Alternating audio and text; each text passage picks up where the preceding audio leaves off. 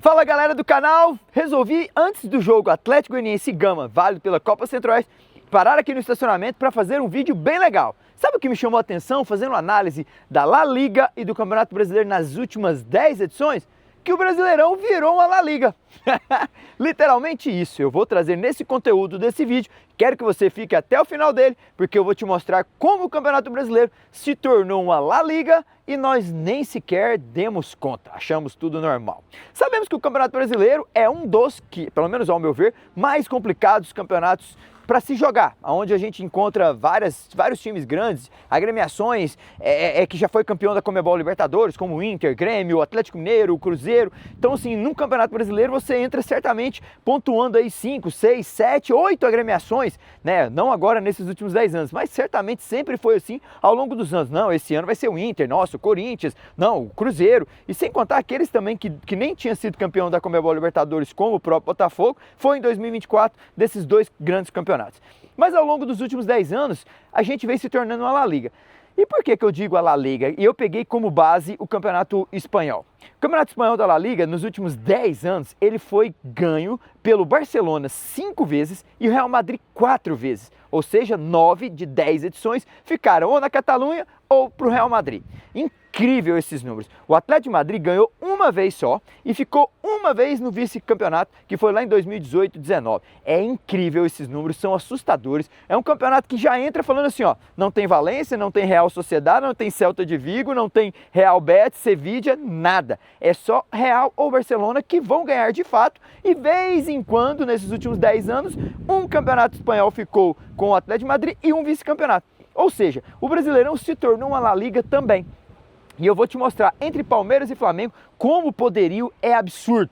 Como nessas 10 últimas edições, os dois ganharam 7 de 10. O Palmeiras 4 e o Flamengo 3 campeonatos brasileiros. É incrível. Só Botafogo, Atlético Mineiro e Corinthians conseguiram quebrar essa hegemonia. Botafogo em 2024, campeão, Palmeiras vice. Atlético Mineiro campeão em 2021, Flamengo vice. Corinthians campeão lá em 2017, Palmeiras vice. Só os 3 times conseguiram quebrar a hegemonia. De lá foram 4 títulos para o Palmeiras, 3 para o Flamengo e vários vice-campeonatos para esses 2 times. Ou seja, eles estão sempre na prateleira de cima. Se tornou de fato uma La Liga. E o Campeonato Brasileiro 2026 já começou isso, né? Você vê os dois disparados, o Palmeiras com um jogo a mais e o Flamengo com 6 pontos atrás e já abre uma vantagem. O Palmeiras já acendeu a casa dos 30 pontos em menos de 39 pontos jogados. E aí veio outros times lá atrás que nem sequer chegaram na casa dos 20 pontos. E eu tô falando de times campeões de Conmebol Libertadores. Inter, Corinthians, o próprio Vasco, o próprio Grêmio. Times que se calhar poderiam certamente brigar, competir com 25 pontos, 23. Não, eles estão lá na casa que nem sequer chegaram na casa dos 20 pontos. É surreal, é notório que o nosso Campeonato Brasileiro está se tornando uma briga a 2, como se tornou lá na Espanha. E às vezes os anos foram passando e a gente achando normal, não, mas a longevidade do Abel Ferreira, não, mas o dinheiro que o Flamengo tem, e a gente vai arrumando desculpas, enquanto isso os outros times entram apenas para competirem e ver qual posição vão ficar, 5º, 4º, 3º, 6º lugar, para ver aquele tal G8, G6 da Conmebol Libertadores. Palmeiras veio fazendo pontos nessas últimas 10 edições que não supera minimamente 70 pontos. Ou seja, você pode ter certeza, quando o Palmeiras estiver no Campeonato Brasileiro, o mínimo que ele vai fazer é 70 pontos nessas 10 últimas edições. O Flamengo, para você ter uma ideia, em 2019, com o Jorge Jesus, ele conseguiu fazer 90 pontos no Campeonato Brasileiro. Foi algo assim, icônico, algo surreal, 90 pontos. Aí você multiplica aí, ó, são 38 jogos vezes 3, a pontuação. O Flamengo conseguiu 90 desses pontos todos disputados. É incrível, 90, né? 38 vezes 3, 3 vezes 8, 24, sobe 2, 3 vezes 3, 9, com 2, 11. Então dá 114 pontos e ele conseguiu 90. Incrível, incrível, 90 de 114 pontos disputados. O que o Flamengo fez foi algo surreal, foi algo único, mas me chamou a atenção esse comparativo da La Liga. Se eu for buscar na Inglaterra também, há uma hegemonia do Manchester City, mas ela é quebrada por um Liverpool um ano, ela é quebrada por um próprio Arsenal que vem tendo 3 vice-campeonatos. Então assim, ela vai tendo essa quebra à medida dos anos. Mesmo que há um poderio do Manchester City, ela consegue ter uma hegemonia de outros times que também incomodam. Não é só Manchester City e Chelsea, não é só Manchester City e Liverpool. Ela consegue ter aí Claro que o Manchester City é dominante se eu for pegar nesses últimos 10 anos a trajetória, mas o que a La Liga tem de 9/10 e o Brasileirão 7/10 com esses dois times é algo que me chamou a atenção. Fiz questão de vir aqui trazer esses dados, trazer esses números. Enquanto os outros clubes não tiverem profissionalismo, não tiverem a parte financeira, não tiverem de fato uma organização que esses clubes tiveram, Flamengo, por exemplo, há 15 anos atrás era endividado, era um time cheio de dívidas, de jogadores na justiça, um time que não tinha quase nem CT para treinar, um time que vivia da sua grandeza, da sua torcida, apaixonado pelo Brasil afora, nada mais do que isso, era um time totalmente desorganizado. O Palmeiras não, veio se reestruturando, o Palmeiras veio vendendo, veio apostando na categoria de base, aonde vem revelando jogadores ao longo dos anos, Gabriel Jesus, Vitor Reis, Endrick, Estevão e outros mais que eu posso estar deixando de falar, mas que são várias vendas consecutivas que vêm fomentando cada vez mais patrocínios, pela gestão.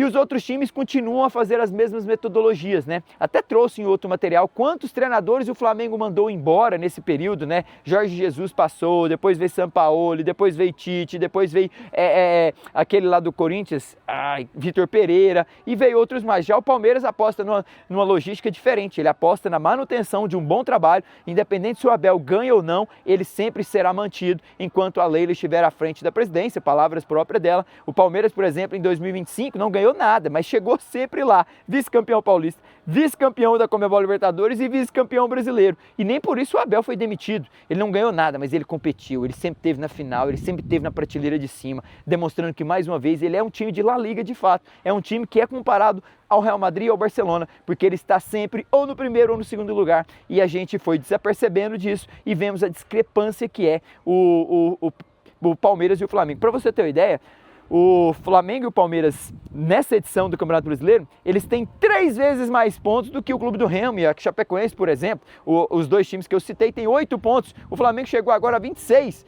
3 vezes mais. O Palmeiras, nem se fala, 32 pontos, já está lá na casa 4 vezes mais. Então, assim, é surreal. Estou falando de clubes que subiram, mas eu posso perfeitamente pegar um Corinthians, pegar um Vasco, que estão aí nem sequer chegando a 20 pontos e o Palmeiras já passou dos 30. Então, assim, eles vão terminar o campeonato sempre com essa diferença de pontos absurda. A La Liga do Campeonato Brasileiro tem nome, tem dono. Palmeiras e Flamengo sempre, certamente, quando entram nessa disputa, vai ficar entre os dois. E se não mudar essas metodologias de outros presidentes, de sempre perde um jogo, manda o treinador embora. Eu fiz um vídeo também, um material no nosso canal, dos 11 primeiras rodadas. Nas 10 primeiras rodadas, 10 treinadores mandaram embora. Foi o Tite do Cruzeiro, foi o Felipe Luiz no Flamengo, foi o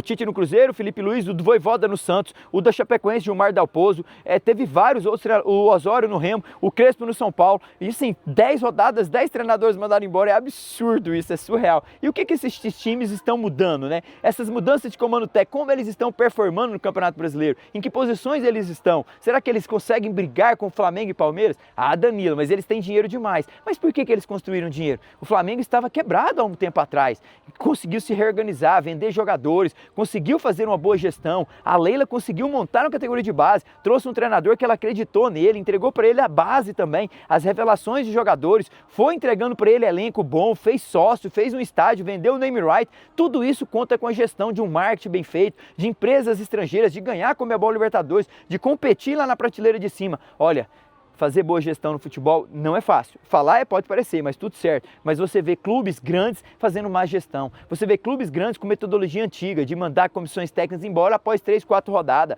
Após 10 rodadas, 10 treinadores mandaram embora. Que isso, meu? Qual a metodologia? Eu mando um cara que é reativo, ele joga buscando mais a reação no pós-perda. Ou agora eu vou trazer um que ataca mais. Eu vou trazer um que gosta de ter a bola. E a base nisso tudo? Como que ela acompanha?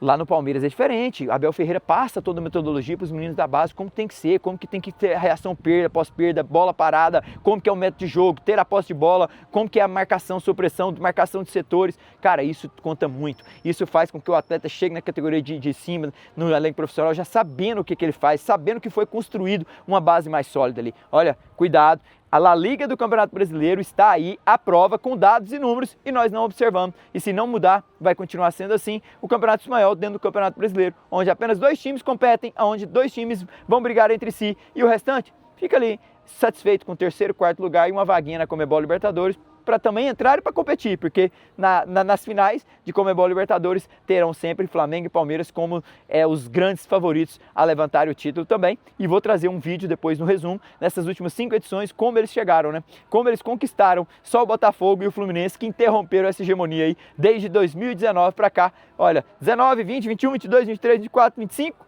7 edições, só Fluminense e Botafogo conseguiram interromper isso. De resto, 5 edições ficaram 3 para o Flamengo, 2 para o Palmeiras e os times aí performando bem. Espero que você tenha gostado da La Liga do futebol brasileiro entre Flamengo e Palmeiras. Essa hegemonia dificilmente vai mudar se a metodologia dos outros clubes também não tiverem uma mentalidade, um pensamento diferente. Vai continuar sendo assim. Gostou? Deixa o like então, compartilha o vídeo. Fico feliz de você estar nos acompanhando aqui no canal. Fico satisfeito. Vou trabalhar agora no jogo Atlético Goianiense e Gama pela última rodada da Copa Centro-Oeste, um jogo que o Atlético necessita ganhar. O Gama já está classificado. É bom que eu quero ver esse time do Gama jogando. Um time que tem 22 jogos, 16 vitórias e 6 empates, 34 gols marcados e apenas 11 gols sofridos. Um time absurdo. Então eu espero que ver um bom jogo de futebol. Vamos ver como vai ser a performance desses dois. Fechou? Forte abraço. Fiquem com Deus. Muito obrigado por estarem aqui comigo no nosso canal. Fico feliz, viu? Feliz mesmo. Estou gostando muito de estar comunicando com vocês no nosso canal. Tchau. Beijo grande.